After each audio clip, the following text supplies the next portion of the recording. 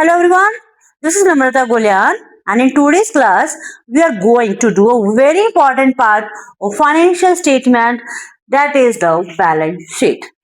अब तक हमने देखा है ट्रेडिंग अकाउंट क्या होता है, प्रॉफिट एंड लॉस अकाउंट क्या होता है, इनके फाइनल रिजल्ट्स के बारे में डिस्कशन किया था. Now it's time to prepare a final statement. Now it's time to prepare a final balance sheet. चलिए देखते हैं बैलेंस शीट होती क्या है. सबसे पहले हम देखेंगे यही बैलेंस शीट होती क्या है, उसके बाद हम इसको प्रिपेयर करेंगे. चलिए, balance sheet is a statement showing the financial position of a business on a particular day.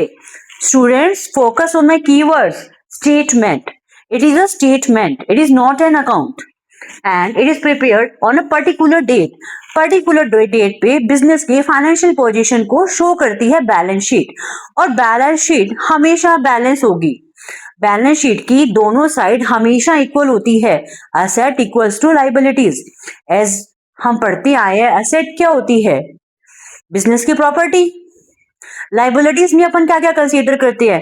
As a owner, जो मनी इन्वेस्ट की गई है, that is the part of capital. And external liabilities, due to shortage of funds, जो हमने बाहर से loan raise किए हैं या बाहर से हमने जो मनी रेज की है, that are the part of external liabilities because we have to pay in future. Balance sheet shows both side are equal. Asset equals to liabilities always. Asset equals to capital plus liabilities. और यही हमारा double entry accounting system कहता है. और अभी हम ये पढ़ते भी आए हैं, for every debit there is a credit. Simple. But अब आपके माइंड में क्वेश्चन जरूर आ रहा होगा, जब इक्वल होती है, हम हमेशा for every debit there is a credit करते आए हैं, प्रॉफिट एंड लॉस अकाउंट में हमने प्रॉफिट भी जज कर लिया, then what there is need to create balance sheet? Students, बहुत सिंपल. समटाइम नहीं, एवरी टाइम. ये वर्ड यूज करो तो ज्यादा बेटर रहेगा. Every time firm always interested to know the nature and composition of assets, nature and composition of liabilities, because इसको जानने से कंपनी अपनी स्टेबिलिटी को, कंपनी अपनी सोल्वेंसी को बहुत इजीली जज कर सकती है. So always form prepare a balance sheet as a positional statement. Understood? ये हम डिस्कस कर चुके हैं. Asset equals to capital plus liabilities. Now it's times to solve your query.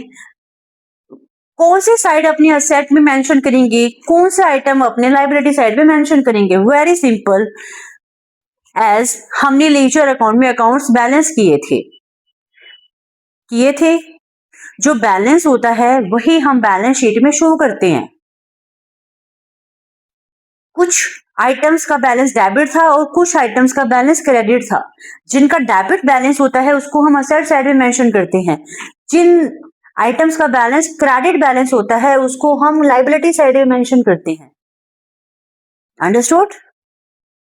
सबसे इंपॉर्टेंट बात एक और है, जो नॉमिनल अकाउंट के नेचर है वो बैलेंस शीट में शो नहीं होते, बिकॉज लेजर अकाउंट में वो बैलेंस होते ही नहीं है. उसको close trading account and P&L account में किया जाता है. Understood? So real account and personal account liabilities और एसेट साइड शो किए जाते हैं.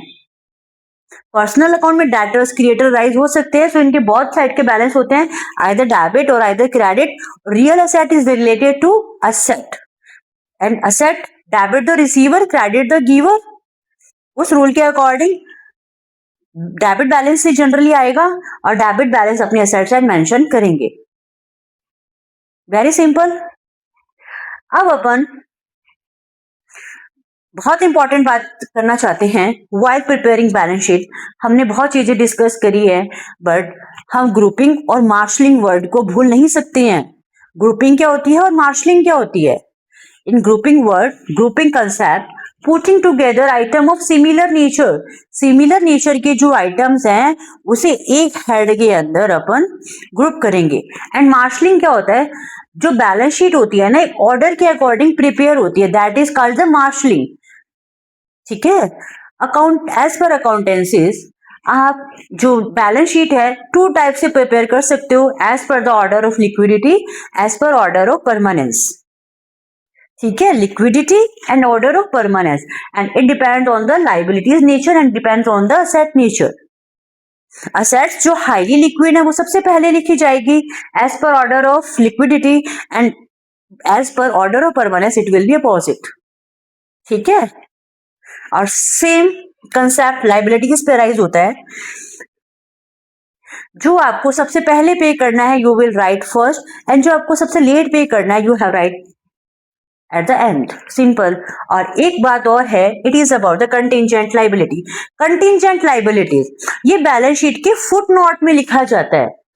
Contingent liability means liability arise हुई नहीं है बट फ्यूचर में अराइज हो भी सकती है और हो भी नहीं सकती। सपोज आपने किसी ने बैंक लोन लिया है और आपने उसके बैंक को गारंटी दी है, सपोज उसने बैंक को लोन पे कर दिया तो आपकी गारंटी अराइज नहीं होगी।